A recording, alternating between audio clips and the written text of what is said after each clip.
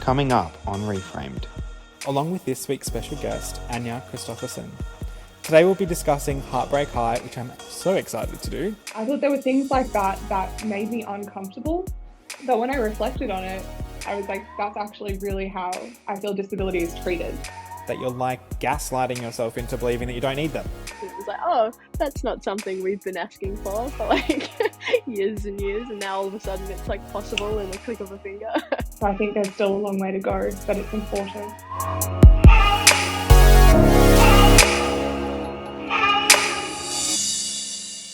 Welcome back to ReFramed, the podcast that reframes how disability is portrayed in film and TV. I'm your host, Jason Clymo, and today I have the wonderful as ever Robyn Lambird with me as my co-host, along with this week's special guest, Anja Christoffersen. Today we'll be discussing Heartbreak High, which I'm so excited to do. But before we do, let's say hey to Anja and learn a little bit more about them. So welcome to the podcast, Anja. Did you just want to start off by letting us all know a bit about you and what you do? Absolutely. It's such a pleasure to be here. I really struggle with the question of what I do because I think, like you both probably do, I wear a lot of hats. So, of course, I'm a disability advocate from my own lived experience, but I'm also a social entrepreneur. I run my own business called Champion Health Agency, where I represent people with disability, chronic illness, and carers to professionalize their lived experience and create change using it, which is really exciting and cool. And then, of course, on top of that, do my own consultancy. I wrote a book when I was 18 and yeah, a few other things, but really all just lived experience driven. I love it. And you're like, just like a few other things. Did you want to tell Just everyone? that. Yeah, I know. All these amazing things. Did you want to tell everyone a little bit about the book that you wrote as well? Yes, so it's called Behind the Smile, and I chose that because my disability is predominantly invisible. So no one really knew that I had a disability growing up apart from my scars. So I wrote the book at 18, and I don't really promote it much because I'm shy that, 18-year-old me wrote this book that they thought was so cool. And now I wouldn't have necessarily written the same thing. So it basically told my story from birth and all of these surgeries that I had, and growing up trying to find my place in the world, and deciding that that was in modeling because I thought that the fashion industry needed more representation, and how I navigated that from an industry that wasn't accepting of people that, looked different. And I was someone that looked different to them because I had scars. So basically how I pushed through and ended up walking Amsterdam Fashion Week at 17, and that was a huge moment for my career. So it was really about that, and it basically stopped. The book stopped when I started getting into advocacy, so it doesn't have that component of my story. Cool. Sounds like it might be time for a bit of a sequel. Yeah. Maybe one follow-up. day. Date the story. Yeah. Well, you obviously wear a lot of different hats, but it's clear that you're really passionate about representation from all of the different work you do. We like to ask all of our guests why they think genuine representation in things like film and television is so important. So would you be able to sort of share your thoughts on that? Absolutely. And I think it comes back to that quote, and I can't remember who said it, which is pretty embarrassing, but it's that you can't be what you can't see. Yeah. So if you can't see someone that looks like you or even embodies your story in mainstream media or television, or in my case as a child in modeling, which is what I was interested in, you don't think you can be it, or on, a board of directors. So I think it's so important to have that there. But what I realized through my own experiences in fashion and, that's coming into even television and things like that, that if those spaces aren't accessible for people that actually have disabilities to work there, then it isn't an inclusive environment after all. In the modeling scene, for example, you'd have to work 12-hour days where you wouldn't get, a bottle of water or a chair to sit down on. And that wasn't sustainable for me anymore. So I realized that even though they were giving me an opportunity to show that I had a disability or I had scars, they weren't really giving me an equitable opportunity to be there. And I was having to sacrifice something of myself. So I think there's still a long way to go, but it's important. Absolutely, and I think Robyn and I can attest to that. We have both worked in the fashion industry as well. I think it's a really great industry to get into and like really understand what's wrong with the industry, for one, but two, to get that kind of mainstream, like modern recognition amongst like young adults. I think fashion is like really important for that. It launches careers, we know that. And I think it's a very impressionable industry too. So it's like, I mean, it really, realistically, it dictates what is like considered to be cool. So I think fashion still has such a long way to go in terms of actually making it, like you've said, more accessible, equitable, even just feasible for some people with disability to actually work in.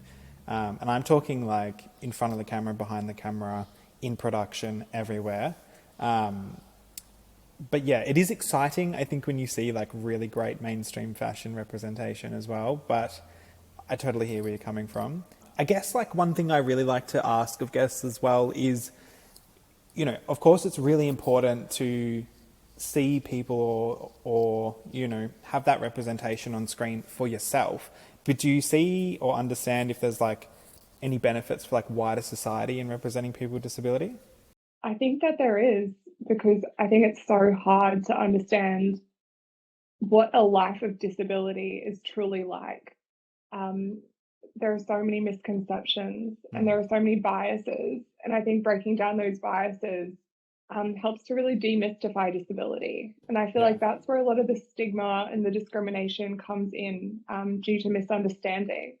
And if that misunderstanding can be cleared by people not only being seen, but by actually having a voice and being able to tell their stories, and that's where, the whole team comes in, by having creators that can write and produce and all of that as well.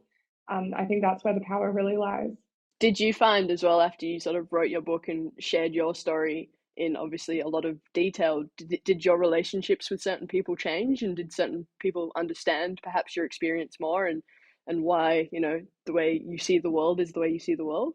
Absolutely. I had people in my family that had obviously known me since I was born, look at me in a completely different way, and friends that I'd gone through high school with see me in a completely different way and understand me differently as well, because there's one thing being around someone that has a disability, and then it's a whole another thing being able to try and see the world through their eyes Yeah. and from their perspective. And I think that's what my book enabled them to see and understand. Yeah. So I think it's so easy, at least for me, to try and pretend that things are okay when they're not. Yeah. Or say that, oh, I don't necessarily have access needs or things like that. But also it gives you a different perspective on life. And that perspective is really valuable to share because everyone can learn from it. Yeah, and I feel like I was talking about this with one of our previous guests as well, about how like people with disability are like masters at adjusting to our surroundings. And also then we took this whole conversation, it went on a bit of a tangent. It was like almost like self-therapy, but we went on this kind of like tangent about like how that is just in so much conflict, like all those like adjustments that we make in order to like fit in as much as possible with society is literally directly at odds with our own like self-care all of the time, to the point where I was saying that I'm building a house right now and I was like, do I really need these modifications? Like nobody else is going to want them. It's going to be really bad for resale. And then I just had to have this moment of realization where I was just like, yes, you need them. Like you have just been like struggling through all of these things for so long in like inaccessible environments that you're like gaslighting yourself into believing that you don't need them. I found it really interesting during the pandemic where all of these like adaptations were made to deal with that, with like telehealth and all of these other things, and it was like, oh, that's not something we've been asking for like years and years, and now all of a sudden it's like possible in a click of a finger.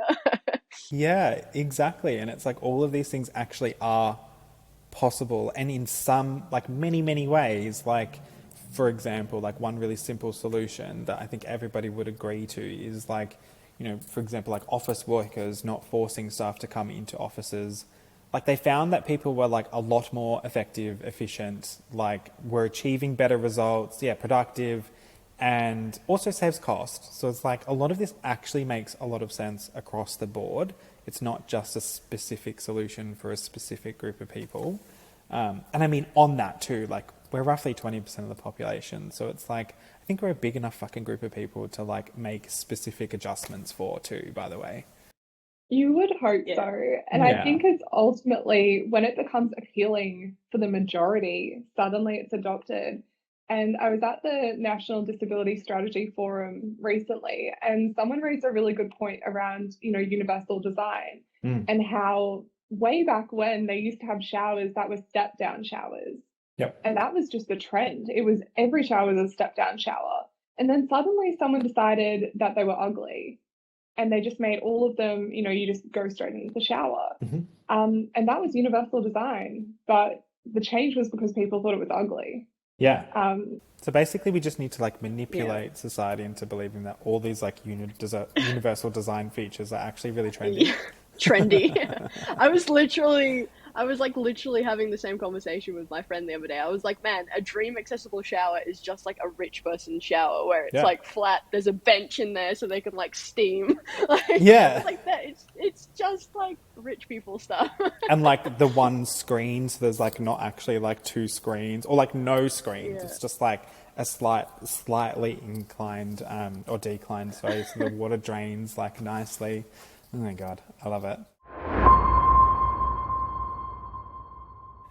Well, I've loved learning a bit more about you and your experiences, Anja, but I think it's now time for us to start chatting about our show for today, which is Heartbreak High. Very excited to chat about this one. Robyn, did you want to kick us off with a bit of a synopsis? So excited to talk about this one. Heartbreak High. It's a reboot of a 90s show, actually, an Australian 90s show.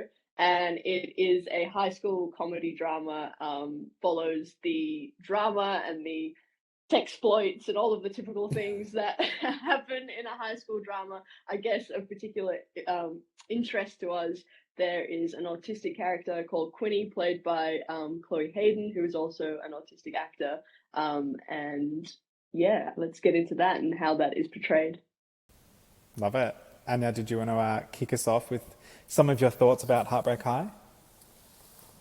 I really, really enjoyed this. So I watched it in full, and then I've half rewatched it as well to try and get some more insights, just to make sure I didn't miss anything. But I thought that it was beautifully played by Chloe. And my understanding is that Chloe actually was able to write it as well. Um, I found at the beginning it to be a little bit jarring that or how Quinny was treated by people around Yeah. her at times, a little bit dismissed, and in particular there was that one scene where there were pre-drinks before Mardi Gras, was it? Sasha didn't come to the pre-drink; she went to a different pre-drink. Quinny got upset. She was waiting in line, and then Sasha came and was like, "Oh, are you just stimming?" And I thought, like, oh my goodness, that's so dismissive, because anyone, I think, would be pissed off if their Fucking partner just ditched them. That has nothing to do with disability, and it Yeah. was pinned on disability. So I thought there were things like that that made me uncomfortable. But when I reflected on it, I was like, that's actually really how I feel disability is treated. Yeah. And so it's a really accurate representation. So I thought that it was played really well and written really well. Yeah. I've got to fully agree with you, and I've probably got to put my hand up and say I could be a bit biased. I'm good friends with Chloe, so I do know a little bit as well about I guess all actors do have control in like creating and crafting their character, but they just got it so right, and Chloe was very much involved in that process to make it so right. I think you're on the money as well. Like some parts I was like, holy shit, that's like I don't think it was like really aggressive forms of ableism, right? Like super blatant, like not that I remember from watching it. But it was that really kind of like nuanced stuff where it's like, yeah, this person is treating you not even differently, but like, I guess treating you as like this person who has disability, who everything that must be going on in your life must be related to disability. And I think it's this like inadvertent form of ableism that lots of non-disabled people, and other disabled people too, by the way, like project on other disabled people without realizing they're doing it sometimes. And I think that's some of the most harmful stuff. Like, for me, all of the time, I just get people that are just like, oh, it's so great to see you at this party or something. Like, and then obviously I get all of the fucking follow-up questions like, what happened? Blah, blah, blah. And I'm like, oh my God. So it's like, it's one of those clear moments where you're like, okay, I just clearly can't exist in this space in the way that I just like wanted to fucking go to this party and just be me without like, I don't believe in the whole like, don't see the disability sort of thing. Like I'm like, see the person and the disability, but also just like see the person as disability all entwined. And you don't need to constantly just always ask about disability or assume that everything that's going on in their life revolves around their disability. And I think they encompassed that really well in Heartbreak High, in that relationship with Sasha. And I think Quinni like found her voice really well too. But anyway, this is not my TED Talk. Robyn, what were your thoughts? No, keep going. It's fine. No, yeah, I got to agree. I thought it was very well done, and I really liked that they didn't lean into those stereotypes that they tend to when portraying autistic characters. Like she wasn't a savant or this like represented as being very childlike. You know, and it wasn't like this over the top thing that we've like seen in some other shows, maybe like The Good Doctor and things like that. She was with and without the autism. I thought like she was a pretty relatable character. Which was awesome. And I also liked how they didn't skim over like showing things like how she had to mask when she went to parties and how, you know, she might experience sensory overload, or there might be like sensory differences between her and a partner that might cause like issues in relationships, but it's something you can work through. So I just thought she was like really probably one of the most well-rounded autistic characters that I've seen portrayed so far. 100% agree. And it's comes down to the fact that like clearly we know that behind the scenes Chloe had control over lived experience, and that lived experience because Chloe had agency in actually, you know, forming this character really well, actually portrayed on screen in this super genuine way.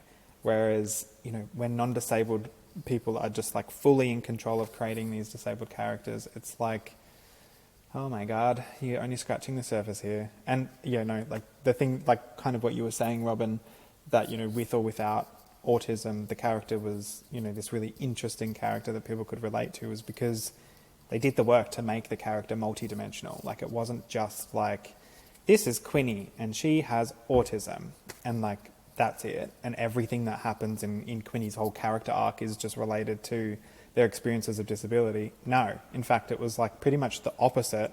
And then their experiences of disability were just kind of like slotted in, which is life. Like that's my life. Every person is multifaceted, right? Like they have different identities that are entwined and inform who they are as a person and their experiences and how they go about things. You know, you might be a woman, you might be queer, you might be disabled. Like, you know, there's so many things that make up a person. And I think that was one of the things that I appreciated the most. Yeah, I agree. Yeah. And I like that it wasn't, you know, announced that this is our character with a disability, you know? Like, we're so proud that we've got a character with a disability and this is the one, you know? So I feel like exactly as you were saying, Robyn, they were a relatable character regardless of that they were the person with a disability or not. I feel like anyone could relate to Quinni. And I think that was what was so beautiful about it. And just the nuance of being able to integrate, you know, those moments of sensory overwhelm with the moments of, you know, pure joy and excitement and friendship and going to these parties. And I just loved that there were those moments of great friendship and that Quinni called out ableism as well. Like I've never heard that happen in a TV show before, like ever. So good. I think as well, like what you touched on there, Anja, as well with like their friendships. Like one thing I thought was like really good was kind of how they showcased a non-disabled friend like supporting a disabled friend in a certain way, but also the relationship dynamic, because it's not just like for the non-disabled people out there that might not have disabled friends, it's not that you're just constantly going to be supporting them. It's a fucking relationship. Like, you support each other back. So I thought that was like really well done as well. I've forgotten their name. Quinny's like best friend, but like some of the ways like they supported Quinny really well, like just at like parties and things, like taking to a quiet place, like getting in the bath. I thought that was hilarious. All of that kind of stuff I just thought was like brilliantly done. And it wasn't... And just totally not making a big deal about it either. Like, exactly. As a best friend would just know those things. Like, and that's the difference between this representation versus like the Good Doctor, because like the Good Doctor, it's like when these things happen, of course it's got to be right in the middle of like a surgery and everyone's like, what do we do? And it's like, really? Like, is that really what would happen in the real world? Everyone would just freak out and run around not knowing what to do. Like, I think somewhere in that organization, they'd probably have like a support network set up for this autistic person to actually do their job really, really well. Like, that would be the realistic approach to this whole scenario. But obviously that doesn't work for the Good Doctor's entertainment value. But I thought, executed really well in Heartbreak High, to be perfectly honest. Did we think, were there any moments where you kind of like wish that didn't happen, or anything that you think they could like improve on possibly for like future seasons? I think that's so hard because they did it so well. Yeah. Like, they really did it so well. But something that is a bit away from Quinny that I found to be interesting, because I have complex trauma, I found it really interesting Cash's relationship with trauma and like that sexual trauma and not wanting to be intimate. And I thought that integration into Heartbreak High was interesting because I hadn't seen that represented in TV before in such a way. Yep. So I'm looking forward to seeing how that's explored further. And I'm not sure if they used like the term asexual at all, but I think like they obviously like play into this realm of like asexuality as well that is just never explored. Like, I think I've seen it in like 2 shows ever in my whole entire life of like watching a shit ton of TV and film. So I'm like, I think that's really important for a whole group of people to see this represented. I thought for a TV show that's obviously aimed at younger people, it tackled some really complex issues quite well. Oh God, yeah. Gave them a lot to think about and to explore in further seasons too. Yeah, I'm like, when I made 27 and I was like, holy fuck, this is hectic. Yeah. But like super entertaining at the same time. Yeah, hectic in a good way. They definitely did like the whole like Australian euphoria without like all the glitter really well, I think. Definitely. It made me feel really old and like I missed out on a whole high school experience, I think. But at the same time, I was like, made me feel nostalgic of the days where you made fucking like those maps where you're like, this person kissed this person. And I'm like, do they still do that? Surely they don't still do that at school now. Like, they'd have like a more complicated way where there's like a website, like some code. It's on the iPad and it gets sent into the cloud. It's just a massive group chat on Messenger. Well, they learn coding in school these days. Someone's probably developed an app. Yeah, it would be an app, 100%. Yeah, someone would have set up an app. That's so funny.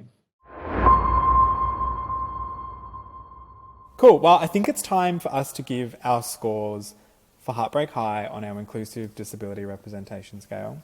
For those who are just joining us for the first time this episode, this is a completely made up scale. It doesn't actually mean anything in the real world other than reflecting and embodying our thoughts on Heartbreak High. 5 out of 5 is like the best disability representation we've seen in our lives. And 0 or negative numbers, if you feel that way inclined, is really, really bad. So why don't we kick off with you, Robyn? What did you give Heartbreak High out of 5 on our IDR scale? I gave it a 4.5 because I really struggled to find, things that were wrong with it. And obviously, I'm looking forward to the second season to see how things develop even more. And I just didn't want to give it a 5 because, I'm hoping things get even better. Yes. And I'm like, you can't give 5. 5 is perfect. Yeah, 5 is, you can't get perfect. Anja? Unfortunately, stole my justification in my score, but it is 4.5 as well. It's basically as close to perfect as I can imagine, but I'm looking forward to seeing what more can happen for Quinni and Yep. with Chloe's, creative career as Quinni. I know, So she's just skyrocketing. It's crazy. It's yeah, amazing. incredible. Amazing. Yeah. Well, I gave it a 4.5 as well, but for slightly different reasons, because I mean, it's epic representation. Probably my main thing was that I'd love to see like a bit more representation and like a variety of disability rep. I kind of thought, surely there's not just like one disabled person at the school, or in that kind of large friendship group when we are talking like 20% of the population. And I know, reflecting on the industry where it's at right now, it's like, this is like fucking gold standard. But I'm like, let's push it further. I'm like, that's why I'm not giving it a 5. Because I'm like, 5 is like, yeah, you've done everything you can do. Whereas I'm like, 4.5, like, we're celebrating that you've done a really friggin' good job. But that 0.5 is, let's get more disability rep out there. So they're my thoughts. Love your work. I just want to say really quick thank you to the both of you for joining us for this week's episode. We've absolutely loved having you, Anja. Loved getting you back as well, Robyn. It's exciting. It's been a while. Yeah. And thank you everyone as well who followed along from home with this episode. Just want to let you know that you can let us know your thoughts on social media if you search us on Facebook, Instagram, and Twitter. If you search ReFrame Podcast or Podcast ReFramed. Can't remember which way it is on which platform, so just give it a crack and I'm sure you'll find us.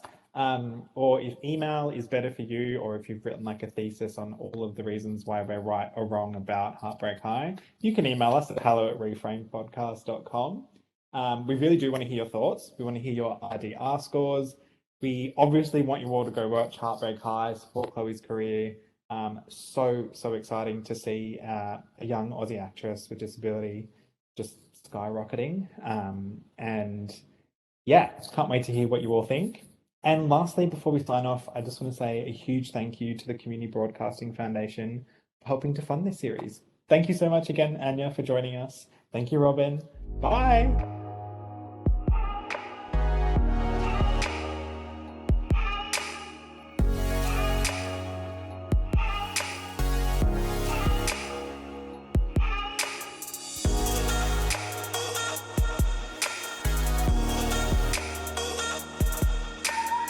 This has been a production of Attitude Foundation.